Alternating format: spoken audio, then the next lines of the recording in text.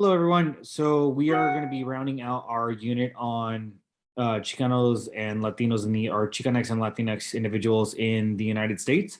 I'm going to break this down into two contemporary issue kind of lectures, and there are going to be different focuses for each. One is going to be focusing on the Latino threat narrative, which you're reviewing for this session, and then the other one is going to be talking more about the rise of mass deportation in conjunction with mass incarceration. And what I want to kind of think about this week, or have you think about this week, is the enduring legacy of racism that Chicanx and Latinx individuals have faced in the US, how this is connected to what we learned in African American history, for example, and what this means in terms of the discrimination that this community faces as you delve deeper into this. And this will also help you as you review Harvest of Empire in the coming week, where we look at the kind of general overall untold history of Latinos in the United States. So,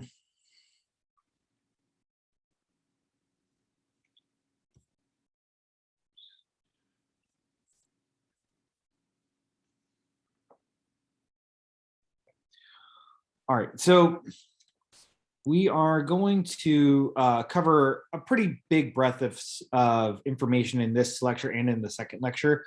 First, I wanted to kind of talk about Chicanx and Latinx individuals in the US. We're going to look at some data on those communities.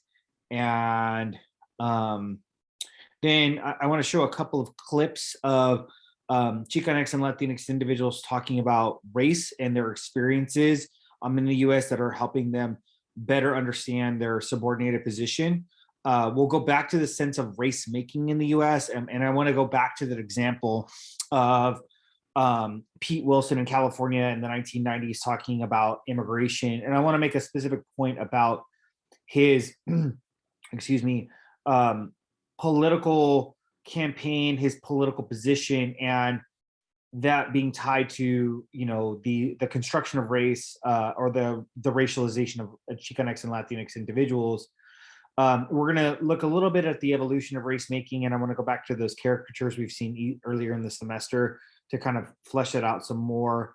We'll talk about constructing the construction of immigrants as other under this kind of auspice of racialization, anti-Chicanx and Latinx racism, this idea of racist nativism, and how this is the kind of unique type of racism that Chicanx and Latinx individuals have faced in the US compared to other groups. Although it is unique, it is still fundamentally tied to the racialization of other communities, as was discussed in the Molina reading, or the How Race is Made in America reading.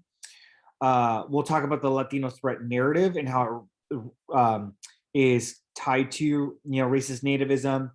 Lastly, Latinx and Chicanx immigration, the history of immigration laws, and the immigration issue.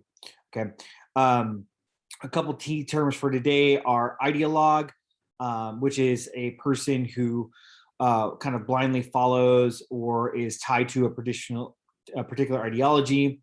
Nationalism, this idea of a culture or cultural ideology, associated symbols and identity attached to one's country. The sense of nativism, which is a cultural ideology that subsumes the dominant group is the native-born population, that immigrants are not welcome. We'll also see this when we talk about Asian Americans and Native Americans in the next units. This idea of xenophobia, or the dislike of or the prejudice against people from other countries. And then lastly, racist nativism, which is a xenophobic belief that the domestic dominant group are the indigenous inhabitants of the nation, and that all immigrant groups are a threat to the biological and cultural purity of the native group. And why this is, again, important is that when we think back to African American history in the United States, we're looking at how the control of Black bodies was centered around the utilization of their persons for labor, but their lack of meaningful inclusion because of this sense of, or this understanding of, or false understanding of their biological difference and biological threat to the white population. So, for example, anti-miscegenation laws in the United States in the Reconstruction era were aimed at preventing interracial marriage, because whites did not, or white lawmakers, white social leaders, whoever, felt that it was a threat to have this happen, because interracial marriage, interracial cohabitation, intercourse, for lack of a better term, and interracial offspring were going to, either A, destroy the white race, or B, infect it with a lot of bad stuff, bad social stuff. And we see this also deployed against Latinos in the Latino threat narrative in the same way, where we do not want a lot of immigrants coming in, not necessarily miscegenating or having these interracial marriages, although that was part of it, as well, but not having all these Latino or Latinx, brown, Mexican children in the U.S. because they were going to denigrate the society or bring it down, right? And so that's what undergirds a lot of this thinking. And so we want to hold on to that idea, because this idea of cultural biological threat is what often subsumes race after certain historical moments, meaning that African Americans were denigrated in their bodies because they needed to be constructed or associated as, or thought of as, the primary person to do certain kinds of labor, i.e., agricultural labor or hard labor in the antebellum period. After the antebellum period ends, and we start to get more different racial groups, i.e., Asians and Mexicans, or Asians and Latinx individuals here in the United States, we end up having a larger dialogue about how all of these three groups, Asians, Latin Americans or Latinx folks, and African Americans, are fundamentally similar. And by we, I mean the American society of the time. And the laws that are created at that time are to bar the co-mingling or the intersociality between the groups, because whites want to stay fundamentally white, and they want to maintain their superior position. They don't want folks interbreeding, thereby making it harder to have completely distinct lines between communities. And then that understanding of racial difference perpetuates into the next realms, where we have different types of policies that will essentially ensure that these different groups don't mix, or they won't mix with whites, essentially, and will maintain that subordinate position. So first, one thing to really note about the Chicanx and Latinx experience in the United States is that they start to experience what is called this "I'm neither here nor there" paradigm or understanding, and this sense of ni aquí ni allá, this idea that I don't belong here or there. There have been a lot of studies showing that Latin Americans who are either foreign-born or domestically born feel the sense of alienation here in the United States, and they uniquely, and not totally distinctly from Asian Americans, but uniquely feel the sense that they cannot fully be accepted by Americans as American, that they're always kind of seen as people of color, but also they do not experience a sense of belonging within their home country. So it is this interesting paradigm where people of color, especially immigrants of color, i.e. Asian Americans and Latinos, are ostracized by both their respective cultural communities, i.e. America, and whatever culture that they trace their ancestry to. And so they live in a liminal space between two, countries, right? And so this is extremely problematic when we consider the amount of Latinos that are here in the United States. So there are, 50 million or 50.5 million people here. They make up about 16.3% of the population. They actually outpass all other immigrant groups. By 2040, they're estimated to be about 30% of the population. And there are more Latinx children in the United States than any other group. So 1 in 4 children, or 20%, 25% of all children in the US are Latino or identify as Latinx or Chicanx. They have a huge boon in the past few years. So in the past decade, from 2000 to 2010, they had a 56% population growth. They have about $1 trillion in buying power.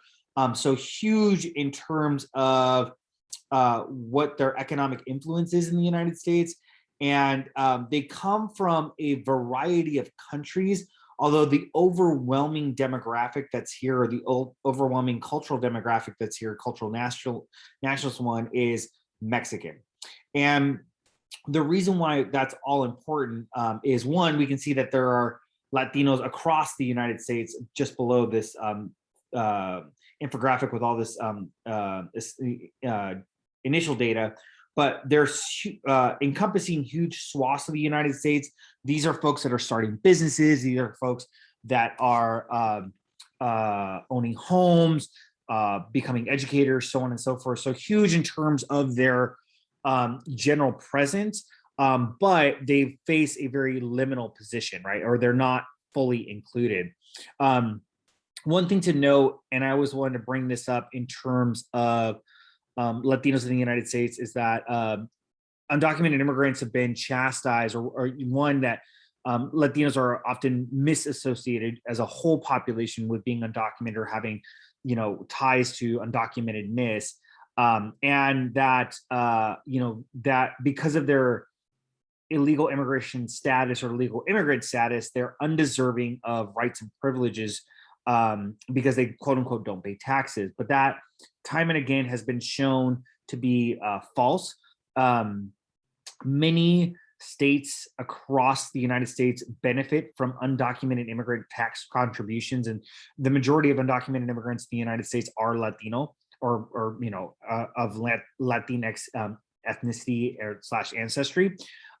This infographic from Vox here, showing color density on the top right, shows not only all the states that actually benefit from undocumented immigrant money, essentially, but also the degree to which they do. And I want to note here that California, Texas, and Florida are some of the hugest net benefiters, and I believe New York also has a pretty nets a lot of tax revenue from undocumented immigrants. So California and Texas are now netting well over $1 billion with a B dollars from undocumented immigrant tax contributions. One of the things that's very important for us to consider with this is that a lot of the tax benefits that undocumented immigrants face, particularly those on the federal level, if they're working like under a fake social, for example, they can never reap because they are not able to collect income taxes, right? Or they're not able to file their income taxes and get a tax refund. So while we do know that there are some, or there are a lot of undocumented immigrants, they do not access a lot of the social services at the same level as whites, largely because they're undocumented, and you need federal ID to be approved for those. And they're also contributing to a lot of these programs and actually not able to reap the benefits of it because of their undocumented status, right? And actually, when we look at this at a national level in terms of state and local taxes, undocumented immigrants actually pay more than the top 1%, as reported here by the Institute for Tax Education and Policy. Undocumented immigrants pay on average about 8% of their or pay about a local tax, state and local tax rate of about 8%, where the top 1% only pays about 5.4%. And overall, undocumented immigrants pay about $11.8 billion in state and local taxes, which are again used for roads, infrastructure, education, so on and so forth. So they are meaningfully contributing to the society, despite the fact that they're seen as this kind of drain on the economy. And if we compound that against the backdrop of the fact that Latinos in the U.S. have about $1 trillion in buying power, they're actually contributing heavily to the economy, even though historically they've been seen as a strain on the economy. So this is very important to note. And one last thing I want to do and end on here is Latino immigrants actually pay a lot of money to their home countries through what are called remittances. So this is when, families will send money through Western Union or whatever back to their family members. And studies show that about $65 billion was sent back to Latin America in 2014. And what I want to note with these numbers, so the amount of buying power that these individuals have, their overall tax contribution, and this huge amount of money that they're sending home through remittances, is that this is a gigantic economic source, not only for the United States, but other countries. And this is despite the fact that Latinos, for the most part, are still treated as second-class citizens alongside their other community of color counterparts. And so if we're not meaningfully engaging these numbers in reality and failing to fully include this population, as we haven't had historically, as what you saw in the last lectures, we really want to consider what is the state of our democracy and how much we're losing potentially by keeping these folks confined. Because ideally, if they were treated more meaningfully, and I would say the same of any other community of color group in the US, there's probably a lot more money to be made. And so realistically, the systems of racism in the United States that are keeping all of these communities of color, in subordinated statuses are preventing or inhibiting economic growth in the US. And racism theoretically or factually is actually having a negative economic cost, right? Next, we can kind of see those remittances, as I had mentioned. So from 2000 to 2014, as we've seen a kind of rise in the immigration in the US, we're seeing much more money being sent home, with big spikes in 2008 in the lead up to the Obama administration, and in the lead up to 2014 at the end of his second term. Across the here we can see where all of the money is going, and this would make sense given the amount of people in our country. So this is in billions of dollars, I'm sorry. So Mexico receives about $23 billion in remittances from its expats or immigrants living in the United States. This is really important to also note too, because if we were, for example, to go ahead and deport all Mexican immigrants or general immigrants or Latinx immigrants in the United States back home, we would cripple many of these economies that heavily rely on remittances. So for example, Mexico's second largest source of income on a global level is from its expats. So all of its immigrants that are in the US working, that if we were to send all undocumented immigrants home, following the desires of some conservatives, Mexico would go into a state of economic shock, which in turn would actually cause more immigration because they wouldn't be receiving that type of income, right? And we see this in other examples in Central America, with Guatemala receiving 5 billion or 5.5 billion, El Salvador receiving about the same 5 billion. Honduras, all of these countries that are receiving huge amounts of money in the millions and billions of dollars. And again, I want to go back to this idea that the second classness that we've confined Latinos to has really inhibited the economic growth, in the United States. And, a lot of this money that's being sent home and the overall buying power and tax revenue derived from Latinos shows how A, hard they're working, and B, how much money they're making despite these false assumptions that they're actually a drain on the economy. So these next clips will show a bit more on understanding the Latin American experience.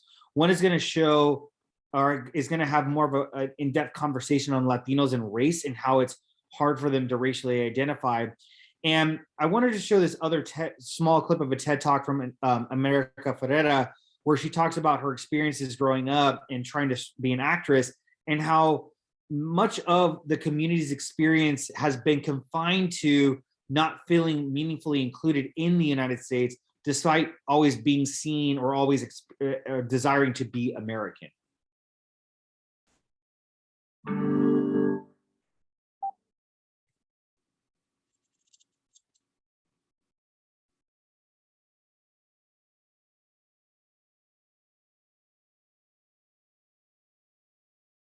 I think the Latino identity is pretty confusing to me because oftentimes I find it in a little checkbox on a form, and I'm confused on whether I should put Latino or Hispanic, but I'm Mexican. As Latin Americans, as Hispanics in the US, there's a community that gets built regardless of which specific country you're coming from. In our history is a history of African people, indigenous people, Europeans, conquistadores, all these different people colliding, many times not with their consent. So that informs all these loaded issues people have. It's like navigating three identities. If you're from the States, you're American, you're Black, and you're Latina. And furthermore, wherever country that you identify in coming from. And that's a lot to navigate. But at this point in my life, I actually don't identify as Guatemalan, and it's something that I guess a lot of like young immigrants sort of feel, where there's this saying like ni de aquí ni de allá, not from there, not from here. In trying to blend in with the culture in America, I gave up a lot of what I grew up with. Maybe I saw it as something that was kind of shameful or in the way. I wanted to dress like my friends in America. I wanted to talk like them.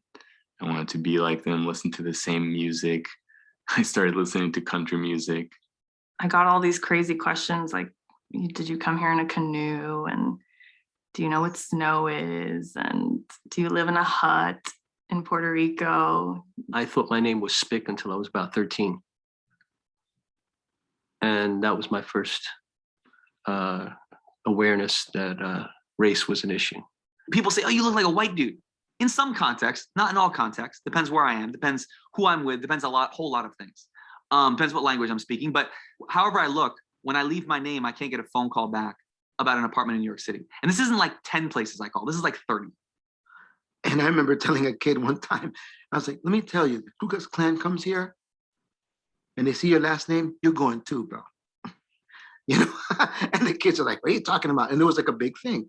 People generally, unless I speak Spanish, people assume right away, that I'm African-American, that I'm Black. It's just one of those things. It may be the deep voice, it may be the color of my skin.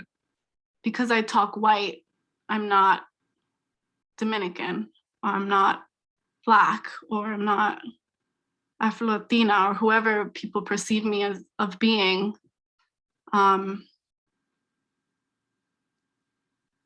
And that hurt, and that still hurts.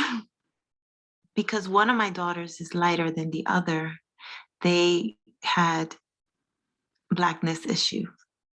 And I remember my oldest daughter telling my youngest daughter that she was Black and that her hair, she said something. And I remember crying like immediately, like, oh my God, no. And I had to sit them down and talk to them about our roots and that everything that they learned from the family was wrong. I feel like I wanted more of my culture. You know, I grew up, there was a point I stopped speaking Spanish to her, and I still don't speak to her in Spanish. So I feel like something was lost, and I don't know if it was just because she was busy raising 5 kids and didn't really think about culture in that way and how I would come to identify myself. Growing up, you know, like this, as you know, as a young teenager, I told people I was Puerto Rican, which is completely, you know, which is right. But at a particular point when I became a little more politicized, I was definitely more of a Black nationalist than I was a Puerto Rican nationalist. Maybe because the concept of Black nationalism and the Black liberation movement is so much more accessible. There isn't a language issue. So yeah, I totally was reading Malcolm and Marcus and James Baldwin and Huey Newton before I read any of the Puerto Rican nationalists. Either you're Black or you're white, and if you're like kind of in the middle, you kind of like don't want to be in the middle. You want to, a lot of us want to be white, but we're still brown. We're still color, you know, we still have color, you know, we're still, according to what the institution is telling us, what race is based on your skin color. So you're like, I'm brown. So that's kind of like where it came. Like, I'm not Black, and I'm not white, and I don't want to be white. So I'm kind of brown, and this is kind of like a thing that's there. If you are closer to being white, you are supreme. If you are not, you are less than. And to me, that's how I understood it. And that's why I think it's very important that Latinos who look like me say, you identify as Latino, cool, Colombiano, cool, whatever else, but you benefit from light skin privilege. The fact that you have ojos claros, people want to fetishize that, understand what that means. However much I might want to say, oh my gosh, I'm so special because I have green eyes. You're perpetuating white supremacy by running with that. I'll talk to a young girl, a young teenager, and she'll say, you know, I'm not white enough to fit into mainstream society. I'm not Black American enough to fit in that, and you know, in that faction of society. And I'm like, but you know what? You're the best person to be kind of like a connector between both, because in you is everything. And being Latino in an American kind of New World way is basically being a physical embodiment of how America began as we know it. So you're every woman. So for me, being Latino is being phenomenal. So I want you to hang on to some of the things that were mentioned in this clip. Clearly, race is a conundrum that they're trying to reconcile within their own experiences. And, you know, whether being Afro-Latino, being more dark-skinned, being more light-skinned, all of those things inhibit and interact and influence the way in which people see them, and as well as how they feel about the world, right?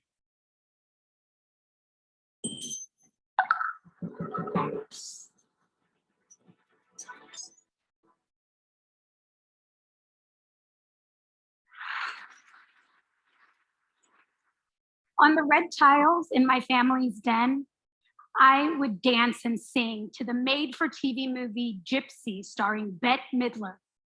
I had a dream, a wonderful dream, Papa.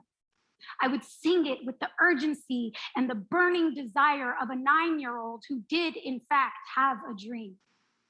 My dream was to be an actress. And it's true that I never saw anyone who looked like me in television or in films. And sure, my family and friends and teachers all constantly warned me that people like me didn't make it in Hollywood. But I was an American. I had been taught to believe that anyone could achieve anything, regardless of the color of their skin, the fact that my parents immigrated from Honduras, the fact that I had no money. I didn't need my dream to be easy. I just needed it to be possible. And when I was 15, I got my first professional audition. It was a commercial for cable subscriptions or bail bonds. I don't really remember. But what I do remember is that the casting director asked me, could you do that again, but just this time sound more Latina? Okay, so you want me to do it in Spanish, I asked? No, do it in English, just sound Latina. Well, I am a Latina, so isn't this what a Latina sounds like? There was a long and awkward silence. And then finally, okay, sweetie, never mind. Thank you for coming in. Bye. It took me most of the car ride home to realize that by sound more Latina, she was asking me to speak in broken English. And I couldn't figure out why the fact that I was an actual, real life, authentic Latina didn't really seem to matter. Anyway, I didn't get the job. I didn't get a lot of the jobs people were willing to see me for. The gangbanger's girlfriend, the sassy shoplifter, pregnant chola #2. These were the kinds of roles that existed for someone like me, someone they looked at and saw as too brown, too fat, too poor, too unsophisticated. These roles were stereotypes and couldn't have been further from my own reality or from the roles I dreamt of playing. I wanted to play people who were complex and multidimensional, people who existed in the center of their own lives, not cardboard cutouts that stood in the background of someone else's. But when I dared to say that to my manager, that's the person I pay to help me find opportunity, his response was, someone has to tell that girl she has unrealistic expectations. And he wasn't wrong. I mean, I fired him, but he wasn't wrong. Because whenever I did try to get a role that wasn't a poorly written stereotype, I would hear, we're not looking to cast this role diversely. Or we love her, but she's too specifically ethnic. Or unfortunately, we already have one Latino in this movie. I kept receiving the same message again and again and again, that my identity was an obstacle I had to overcome. And so I thought, come at me, obstacle. I'm an American. My name is America. I trained my whole life for this. I'll just follow the playbook. I'll work harder. And so I did. I worked my hardest to overcome all the things that people said were wrong with me. I stayed out of the sun so that my skin wouldn't get too brown. I straightened my curls into submission. I constantly tried to lose weight. I bought fancier and more expensive clothes, all so that when people looked at me, they wouldn't see a too fat, too brown, too poor Latina. They would see what I was capable of. And maybe they would give me a chance. And in an ironic twist of fate, when I finally did get a role that would make all my dreams come true, it was a role that required me to be exactly who I was. Anna, in Real Women Have Curves, was a brown, poor, fat Latina. I had never seen anyone like her, anyone like me, existing in the center of her own life story. I traveled throughout the US and to multiple countries with this film where people, regardless of their age, ethnicity, body type, saw themselves in Ana, a 17-year-old chubby Mexican-American girl struggling against cultural norms to fulfill her unlikely dream. In spite of what I had been told my whole life, I saw firsthand that people actually did want to see stories about people like me, and that my unrealistic expectations to see myself authentically represented in the culture were other people's expectations too. Real Women Have Curves was a critical, cultural, and financial success. Great, I thought. We did it. We proved our stories have value. Things are going to change now. But I watched as very little happened. There was no watershed. No one in the industry was rushing to tell more stories about the audience that was hungry and willing to pay to see them. 4 years later, when I got to play Ugly Betty, I saw the same phenomenon play out. Ugly Betty premiered in the US to 16 million viewers and was nominated for 11 Emmys in its first year.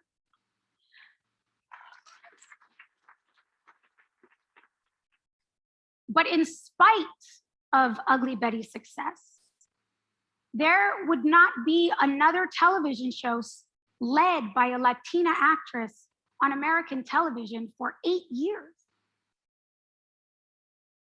It's been 12 years since I became the first and only Latina to ever win an Emmy in a lead category. That is not a point of pride. That is a point of deep frustration, not because awards prove our worth, but because who we see thriving in the world teaches us how to see ourselves, how to think about our own value, how to dream about our futures. And anytime I begin to doubt that, I remember that there was a little girl living in the Swat Valley of Pakistan. And somehow she got her hands on some DVDs of an American television show in which she saw her own dream of becoming a writer reflected. In her autobiography, Malala wrote, "I'd become interested in journalism after seeing how my own words could make a difference, and also from watching the Ugly Betty DVDs about life at an American magazine."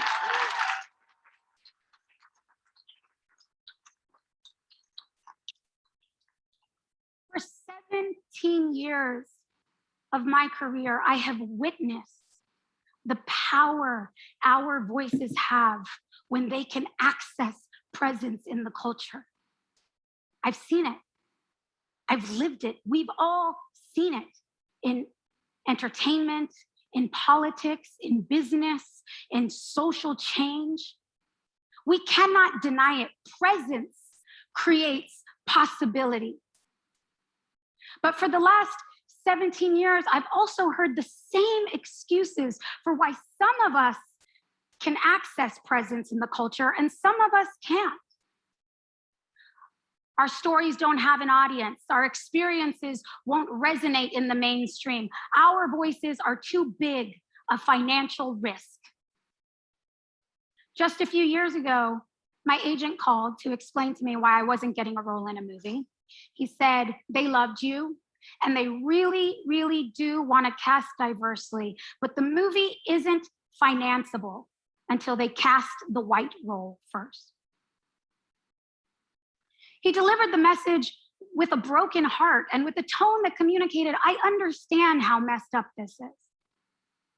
But nonetheless, just like hundreds of times before, I felt the tears roll down my face and the pang of rejection rise up in me, and then the voice of shame scolding me, "You are a grown woman. Stop crying over a job."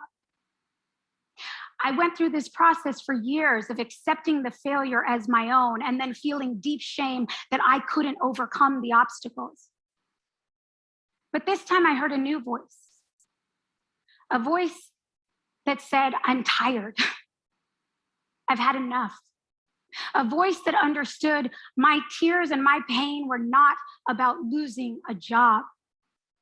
They were about what was actually being said about me, what had been said about me my whole life by executives and producers and directors and writers and agents and managers and teachers and friends and family, that I was a person of less value. I thought sunscreen and straightening irons would bring about change in this deeply entrenched value system. But what I realized in that moment was that I was never actually asking the system to change. I was asking it to let me in, and those aren't the same thing. I couldn't change what a system believed about me while I believed what the system believed about me. And I did. I, like everyone around me, believed that it wasn't possible for me to exist in my dream as I was. And I went about trying to make myself invisible. What this revealed to me was that it is possible to be the person who genuinely wants to see change, while also being the person whose actions keep things the way they are. And what it's led me to believe is that change isn't going to come by identifying the good guys and the bad guys. That conversation lets us all off the hook because most of us are neither one of those. Change will come when each of us has the courage to question our own fundamental values and beliefs, and then see to it that our actions lead to our best intentions. I am just one of millions of people who have been told that in order to fulfill my dreams, in order to contribute my talents to the world, I have to resist the truth of who I am. I, for one, am ready to stop resisting and to start existing as my full and authentic self. If I could go back and say anything to that 9-year-old dancing in the den, dreaming her dreams, I would say, my identity is not my obstacle. My identity is my superpower. Because the truth is, I am what the world looks like. You are what the world looks like. Collectively, we are what the world actually looks like. And in order for our systems to reflect that, they don't have to create a new reality. They just have to stop resisting the one we already live in. Thank you.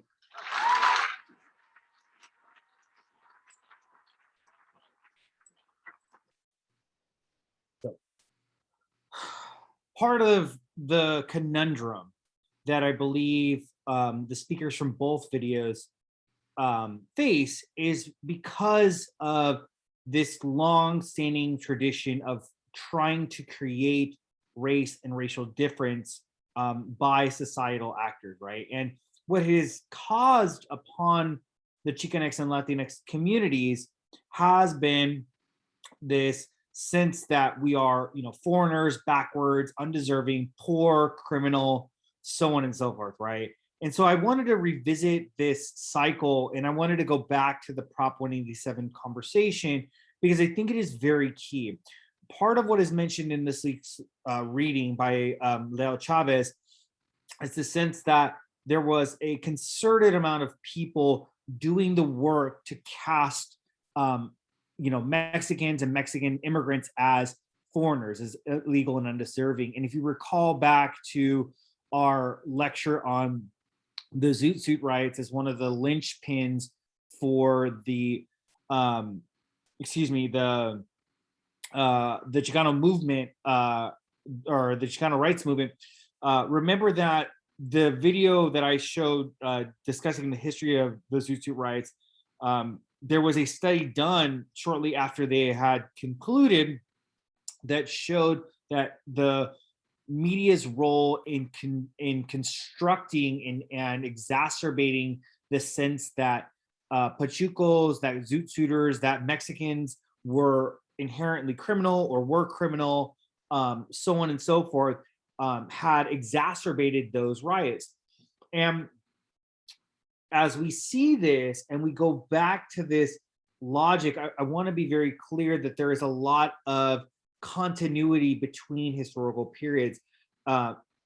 Proposition 187, which will be described in short in this film that I'm going to show in a second, is about, emerges in the mid 1990s. Pete Wilson is really pushing hard on this as a part of his re-election campaign, and where we need to see this in terms of its historical resonance is that whether it was the early 1900s, as you saw in the Molina reading, or the 1990s here with the Leo Chavez reading, or if we think to most recently with the Trump administration and his campaign, there's always this sense that we have to run at the expense of racializing minorities to one, whip up fear, and to also motivate voters. And that's very clear in this example where we see that, you know, academics and media, so Samuel P. Huntington and other elements of the media are creating the sense that there's too many Mexicans here or there's a race problem. You're going to have a politician run on this fear or this assumption that there's a race problem. And his campaign is predicated on or is promising to pass policies that will, you know, indirectly or directly target racial minorities. So again, let's look at this clip and we'll discuss this a bit further.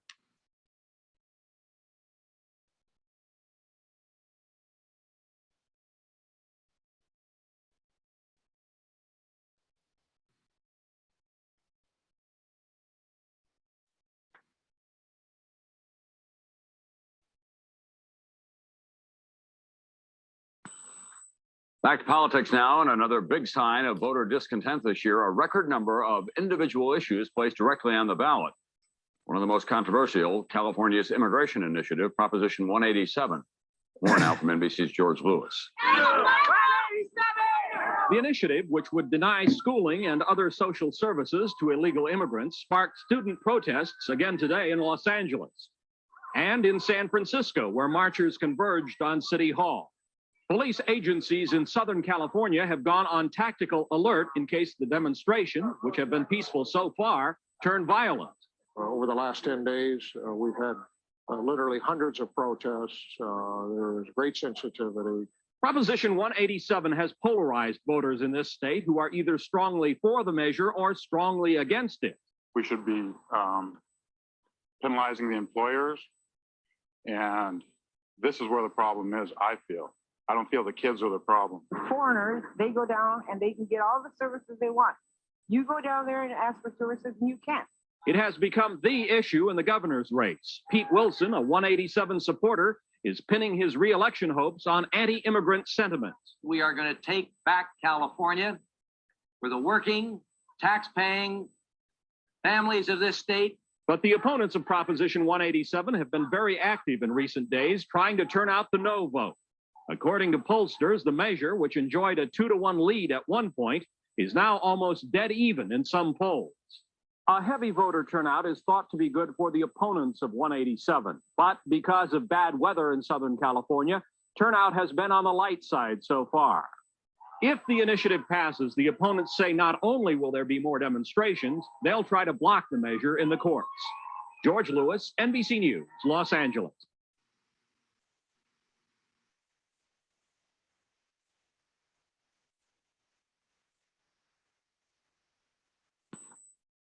In California tonight, the popular will of the people and the determination of the governor on hold. A federal court judge has ruled not so fast with Proposition 187, the referendum that eliminates all but emergency services to illegal immigrants in that state. Everyone always said this would be settled in the courts, and tonight, round one. Here's NBC George Lewis. In a Los Angeles federal courtroom, civil rights lawyers and the state of California clashed over whether Proposition 187 is constitutional. The measure, passed by 59% of the state's voters, would deny educational and health benefits to illegal immigrants and force the providers of those services to report the names of those immigrants to federal authorities. Today in court, lawyers for civil rights groups argued that Proposition 187 was an unconstitutional measure, which would be especially hard on children and people who are sick. Federal Judge Matthew Byrne issued a restraining order which will prevent California from enforcing parts of the proposition. The day after the election, that's something that California Governor Pete Wilson said he intended to do. Today, I am going to take the necessary steps to make possible enforcement of Proposition 187, issuing an executive order that directs state agencies to draft emergency regulations to enforce the law. Shortly after that, school boards, city councils, and civil rights groups moved to block enforcement of 187. My district voted 56% no on 187. I'm representing my district. Now, a citizens group is seeking to recall public officials who oppose Proposition 187. Backers of the recall move say their phones are ringing off the hook. The voice of citizens together. Proposition 187 was necessary because the American people have been betrayed by their elected officials. At every level, from the president on down to the school board, Both sides in this battle believe that Proposition 187 will wind up in the Supreme Court. Other border states, considering their own anti-immigration laws, are eyeing California closely. George Lewis, NBC News, Los Angeles. And so really clearly, that last point, right, that these laws that are passed, right, these policies that are predicated on race and other issues that are facing our communities become catalysts for other movements, which again reify this cycle. So the social creates this understanding or this misinformation about our communities. And then, right, we have politicians that run on that pass the laws. Once that law is codified and concretized, then those social actors, one, are validated in their assumptions, right? Because as long as that comes around full circle, their theories are correct. And then we can have new movements, new social, new creators of cultures, ideas, and thoughts, creating new campaigns and new laws predicated on that same idea. And so we can't think of these things in isolation, but rather as a part of a larger process of race making that's happened across the United States.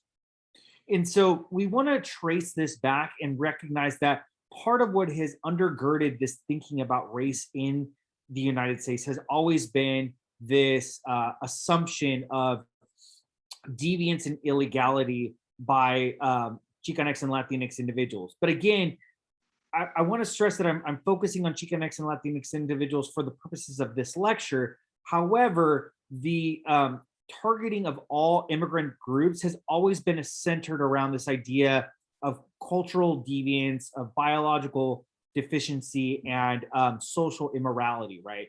Whether it be the Mexican peon who is only good for his labor, as discussed in the Molina reading, the assumption of the Zoot Suiter as un-American or as a gangster within the Zoot Suit riots, or this undocumented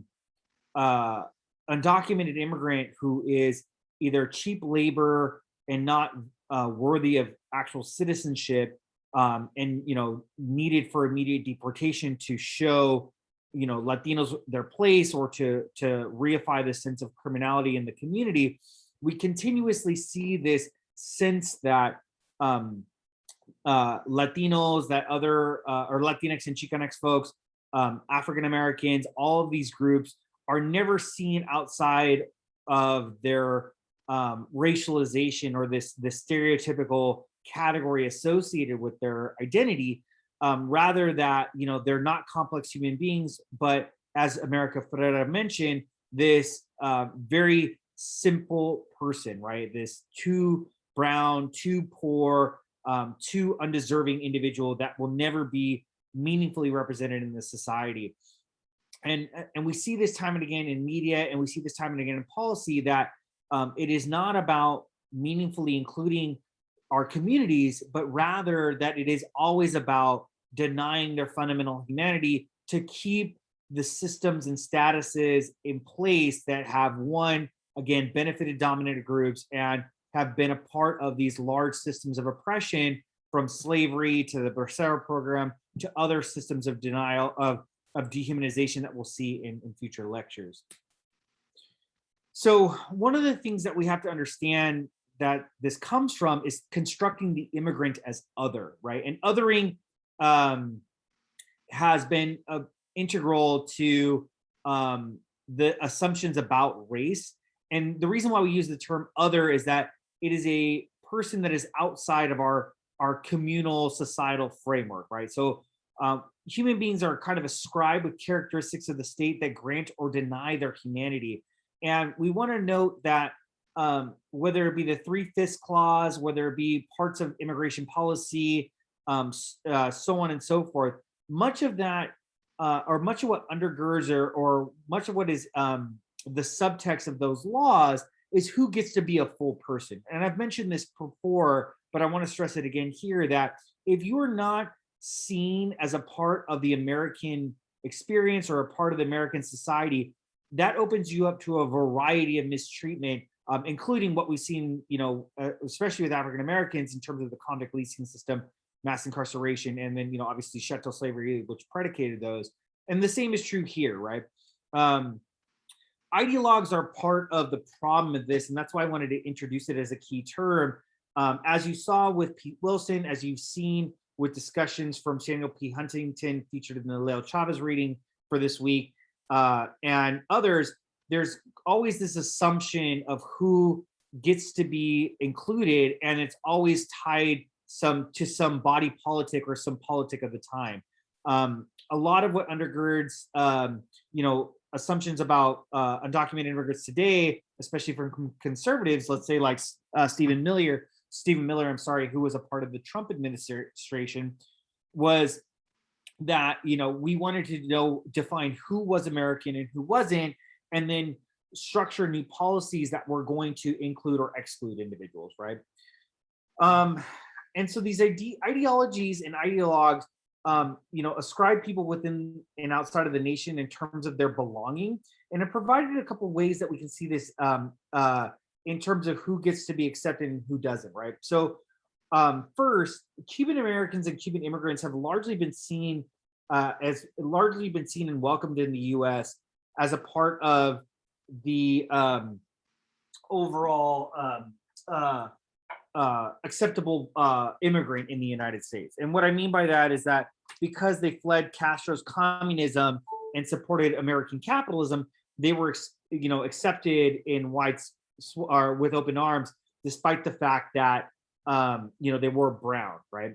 I.e., culturally white in some ways. Other Latino groups from different countries have not been seen as such, right?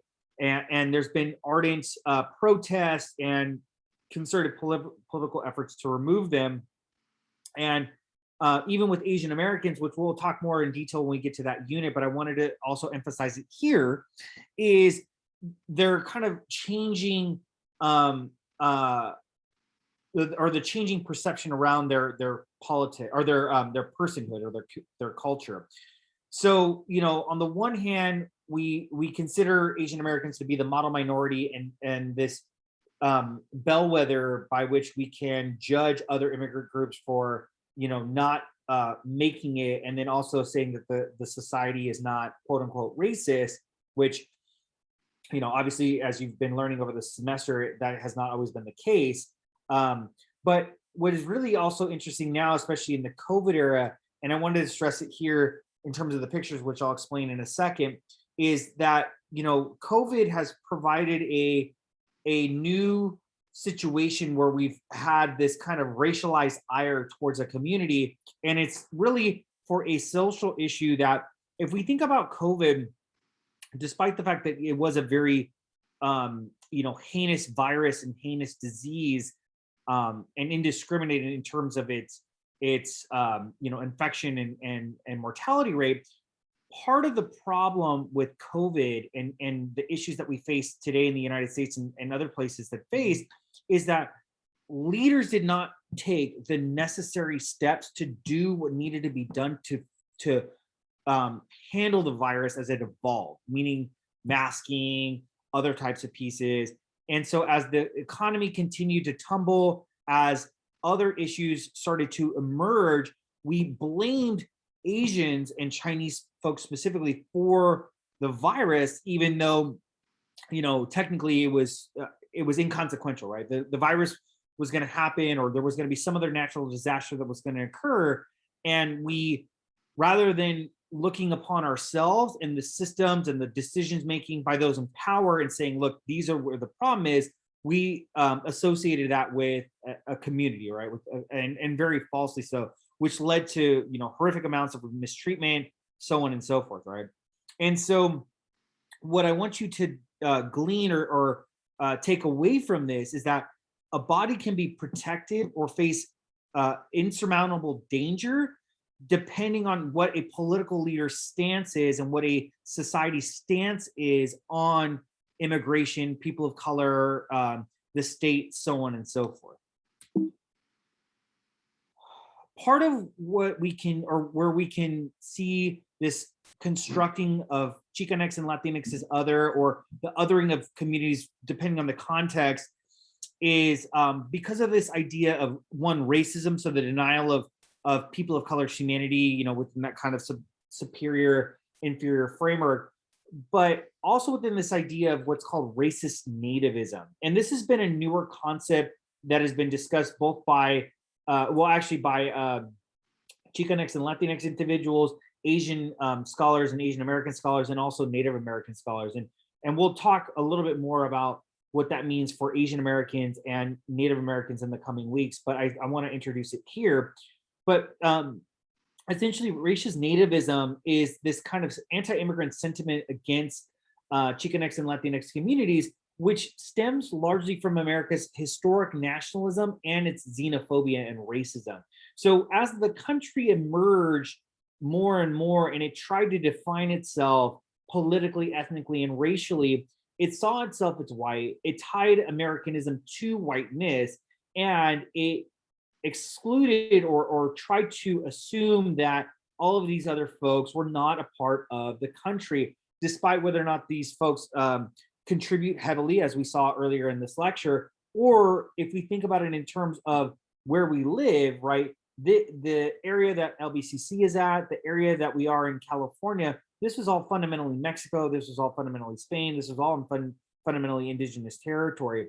But despite that, our sense of nationalism and tying our ethnicity to the nation or our national identity and race, right, has made all other folks that are not white, not American, right? So just to define some of the terms that I'm talking about here, nationalism, again, is a cultural ideology, associated symbols and identity attached to one's country, right? So America and American nationalism has all of these things, like what does it mean to be American? What does it mean to support the American flag and other American cultural symbols? And what is that American identity, right?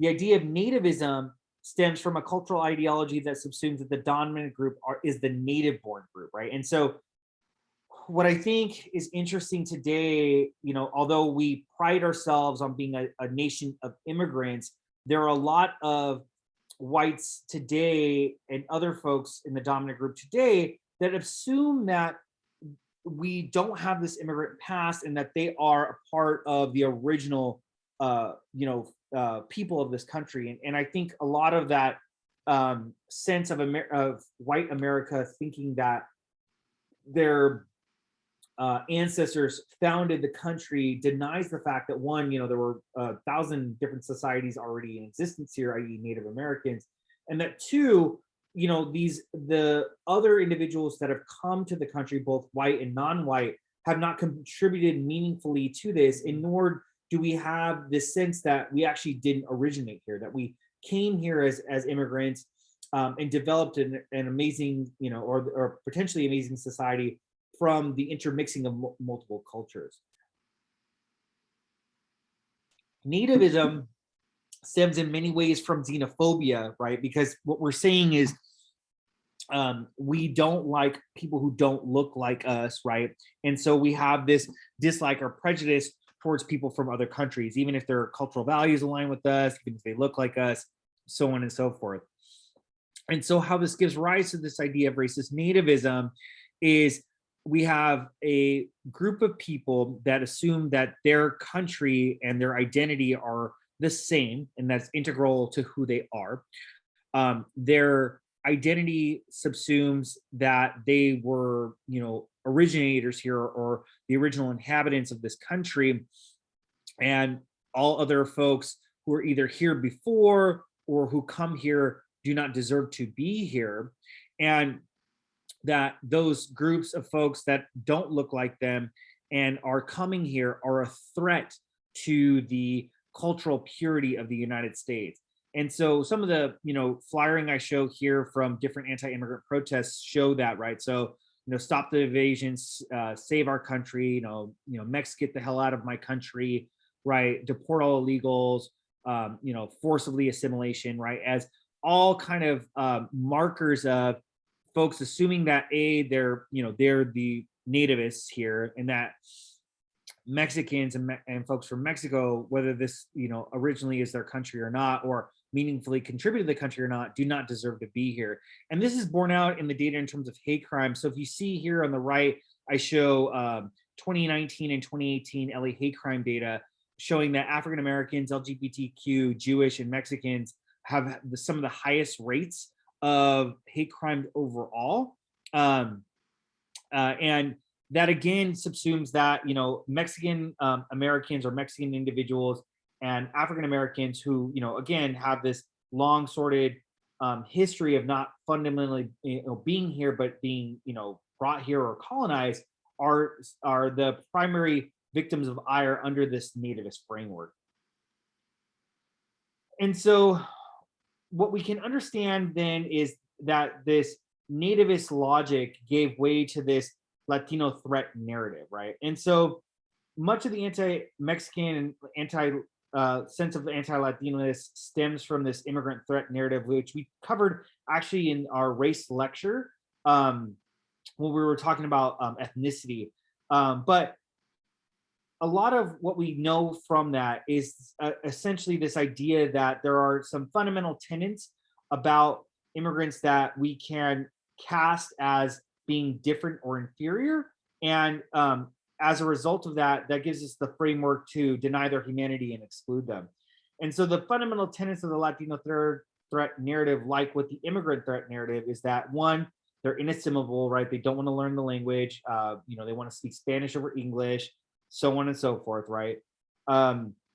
This sense of fertility, in the case of Latinos, the sense of high fertility, that they're going to have too many children, that their children are going to overwhelm the systems, that they're going to either take resources away from white children, or they're going to intermix with white children and therefore denigrate the stock, right? Or you know, create these hybrids that are going to be immoral or not legible.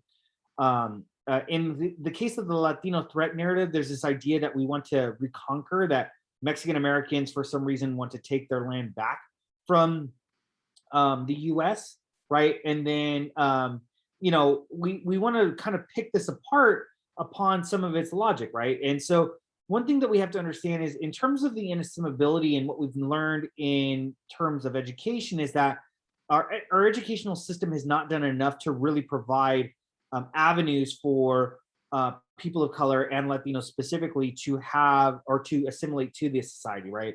It's forcibly penalized their speaking of Spanish. There's been a fundamental denial of their education from early on, which has made it more difficult for them to become successful members of the society, and that has continued from, you know, the early 1900s until today.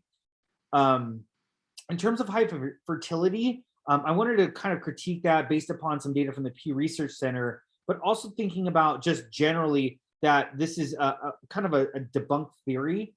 So in terms of general birth rates, Hispanics actually have pretty similar general birth rates to American-born individuals, and actually whites have been going up in the past few years, both foreign and domestic-born. And that's crucial for us to understand, because yes, there are probably some immigrants that have had higher birth rates generally, but that doesn't necessarily mean anything wrong. You know, one, because children have all of the opportunity and ability to learn and be successful members in the society. It's mostly dependent on how we treat them. And then two, if we're critical of folks having too much children, then we really want to question what is the framework, right? Like, I want to go back to, or want us to think about, like, if we're having too many of one kind of children compared to others, what is that saying about our desires to be inclusive or be multiracial or multi-ethnic or be pluralistic, right? And then lastly, and I think this is the one that is the most fallacious and also the most idiotic, is the sense of reconquista. This is mostly directed at Mexican Americans, but I think it's worth making note of here, because one, the U.S. government and the U.S. military is the biggest, you know, force and most well-armed force in the world, and to subsume that, you know, that immigrants have any kind of power to take that type of landmass back is also, you know, kind of silly. And so what we want to think about is who creates and perpetuates this discourse. And as we go back to the race making part of this lecture, and what I've stressed earlier in terms of race and ethnicity, is it's those in power. And they're doing so, again, to retain their political power and maintain the economic and political systems that have benefited them, right? And so we want to be very clear that the Latino threat narrative and this sense of constructing the immigrant as other stems from people in power, folks who can write the stories or run the politics or write the legislation. And they're doing so to whip up fear within their poor constituents who look like them to quote, or to not quote, but to divide those two communities, even though fundamentally they're much more interconnected in their struggles. And so we have to understand that migrant labor has always been crucial to sustaining empires, and especially sustaining our US empire.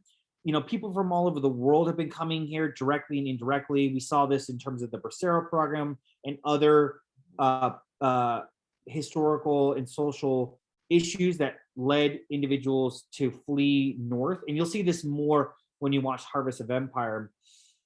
In 1924 and 1965, these were times when key immigration legislation was passed. Political figures were making arguments about, you know, agriculture that are in need of immigrant labor. And if you recall that, you know, part of the pushback from industry towards Trump era policies was that, you know, we weren't getting enough immigrants in to build houses, to work in factories, so on and so forth. And so we were having a huge labor shortage, which is now turning into the huge supply chain shortages that we've seen today. And I wanted to stress this too, in terms of the way in which we treat immigrant labor, in that we pay huge amounts of money for certain things, i.e. technology, so on and so forth, and value those overwhelmingly. But when we think about the base worker, they tend to be the ones who are paid the least. And that has enabled, one, yes, low cost for certain products, but it's low cost at the expense of, you know, people's humanity and dignity, right? So I want to show this clip from Food Chains, a documentary that discussed migrant labor that will flesh this out a bit further. We know our economy is stronger when we reward an honest day's work with honest wages. Let's declare that in the wealthiest nation on earth, no one who works full-time should have to live in poverty.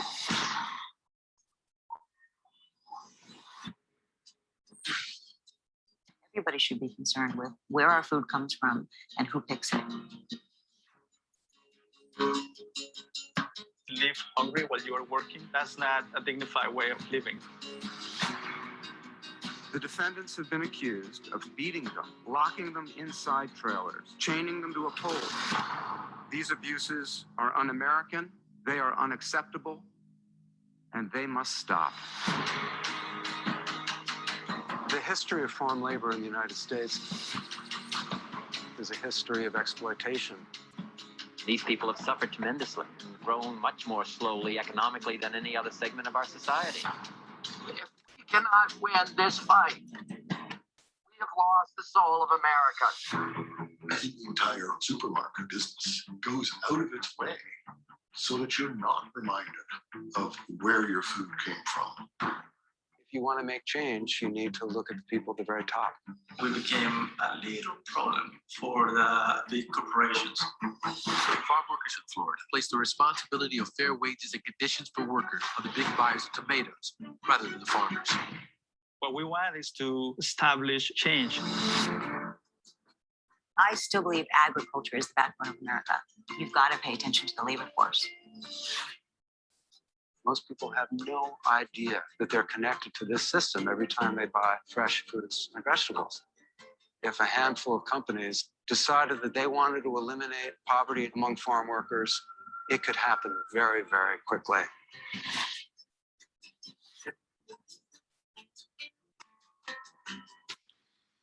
And so what we can show is this kind of history of immigration laws and what has led to this current condition. And I'm not going to review all of these, but I wanted to provide them here for you as a resource so you can understand part of our history of immigration and also how this affects the way in which we see Latinx, and then we'll see this again with Asian Americans when we get to that part of the unit later this semester. But from 1970 until 1864, we start to kind of concretize what it means to be American and how you can actually get to citizenship. But shortly after that, we start to see a big change in 1874 with the Page Act, all the way up until 1924, where we start to formally define who cannot be a citizen, and it goes from being just Asian laborers and Asian women to this sense of convicts, folks that are mentally deficient, so on and so forth. And there's a big kind of general push to define who can't be a citizen and who can't fundamentally be white through these, right? After the Johnson Green Act in 1924, which established the first kind of racial quota system for immigrants and allowed a lot of Mexican immigrants to come here.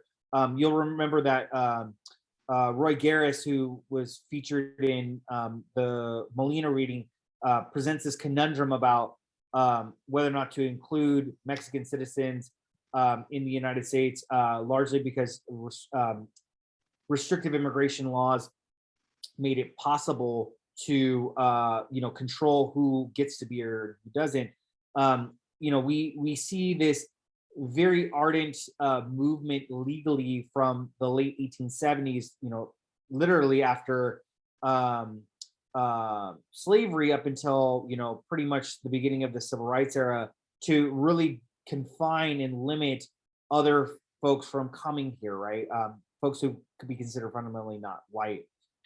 After World War II, from 1942 till 1969, we have in the 1980s, we see this push to be a bit more inclusive. So we're trying to, allow a bit more immigrants, but there is still a heavy focus on whites and not folks from Eastern Europe. We start to accept refugees coming from communism in 1969, and refugees from other communist countries. And then in 1986, we see a big change, and this is the famous Reagan Amnesty Act that basically gave amnesty to all people who were in the United States from prior to 1982. And then after that, we start to see a big push to confine immigration with the Illegal Immigration Reform and Immigrant Responsibility Act in 1996, and then the Nicaraguan and Central American Adjustment Relief Act, which allowed for some TPS status for certain folks fleeing issues in those countries. But by and large, we started to construct illegal immigration and this idea of the illegal immigrant in 1996, which is a new phase of race in the United States. So what have political leaders been doing since the 90s for roughly 30 years? Some have asked for amnesty. Nixon was the first one to really discuss it fully. Carter and Reagan also had discussed it.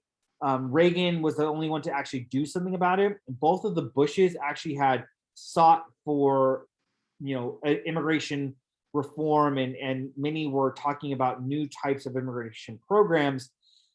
Obviously, President Obama passed DACA and tried to pass DAPA, which that didn't work, but DACA is still considered to be a hugely successful, although very flawed immigration program.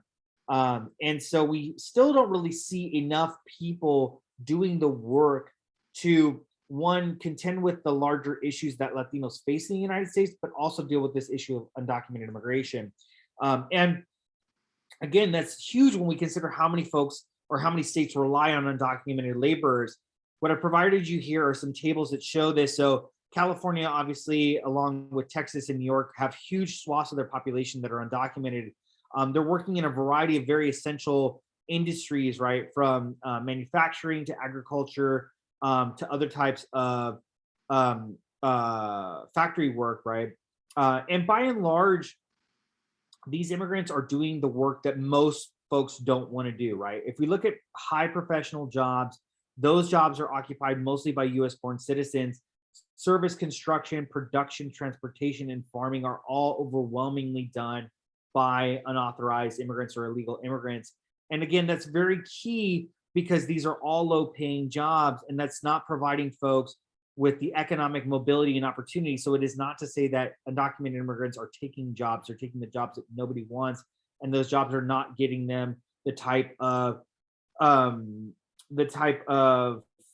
economic mobility that they need to be successful in the United States. So again, it's confining them to this subordinated status, which is leading to those really weird internalized identity conundrums that the speakers in those first videos were facing, right, or are facing, I should say. And so solving these issues are really simple, right? Like, we understand that people have the right and should, or should be able to have access to food, water, housing, shelter, education, work, protection from police and political violence, due process, fair representation in government.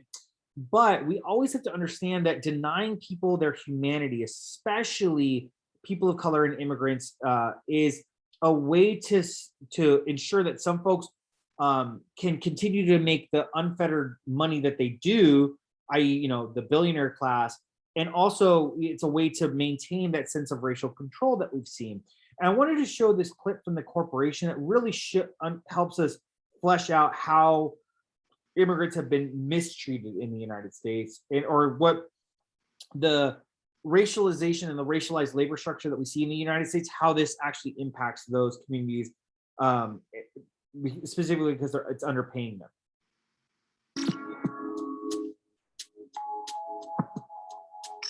Well, this is the office of the National Labor Committee here in the Garment area of New York City. It's a little bit disheveled. These are all from different campaigns. To make this stuff concrete as possible, we purchase all of the products from the factories that we're talking about. This shirt sells for $14.99, and the women who made the shirt got paid 3 cents. Liz Claiborne jackets made in El Salvador. The jackets are $178, and the workers were paid 74 cents for every jacket they made. Alpine costumes, 31 cents an hour. It's not just sneakers, it's not just apparel, it's everything.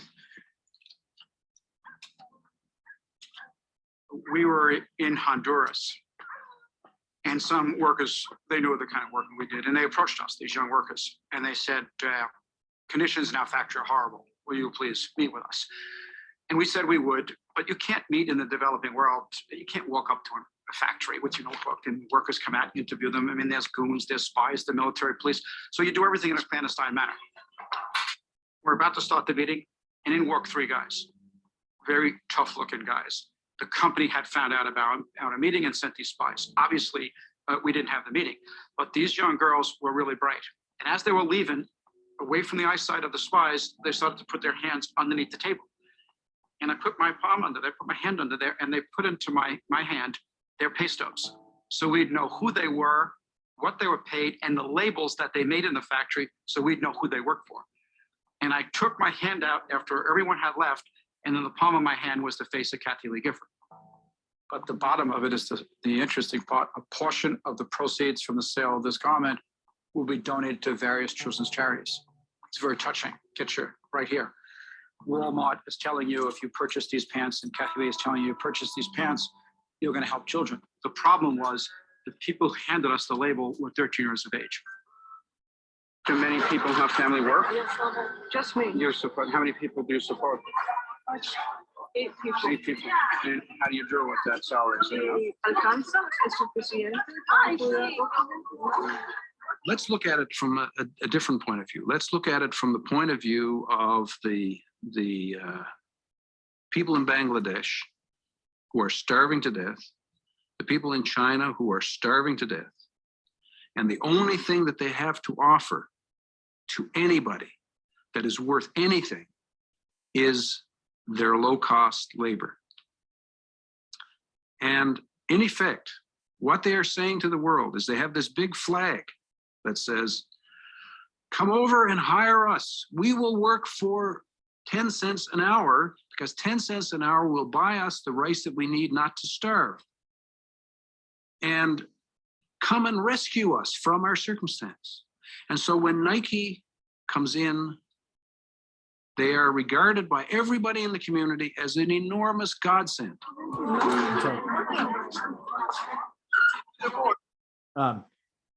So what we need to glean from a lot of this, again, is that this hyper exploitation that has been a part of this long tradition of, confining people of color to the subordinated status is, creating these conditions of massive exploitation, right? And so in 2006, the United States Congress actually had openly discussed deporting 12 million undocumented immigrants. This was through HR 4437 or the Sensenbrenner bill. And it came at a time of huge, national insecurities. We were about to face a recession. There was a growing threat of terrorism and the war on drugs, right? Which, again, have only been exacerbated, and we're barely getting out of the Afghanistan war after 20 years, and we're still reeling from the drug war, right? And we have folks becoming more and more radicalized, right? There are immigrants across the U.S. There are people of color across the U.S. that are fighting back. And so what we're seeing more so today is this discussion of immigration being enigmatic, that we're not addressing it specifically. And I want to leave you with this question of, what do you think would be the consequence of deporting all of these immigrants? Or what is going to be the consequence of leaving these systems in place that fundamentally deny the humanity of all these people across the U.S.? So with that, we covered a lot.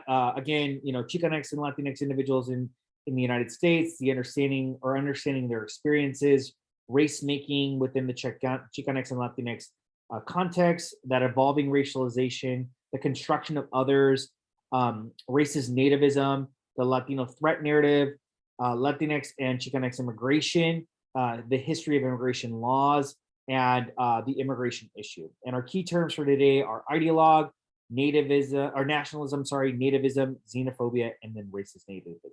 I look forward to any questions you have. Please feel free to email me, and thank you for tuning in.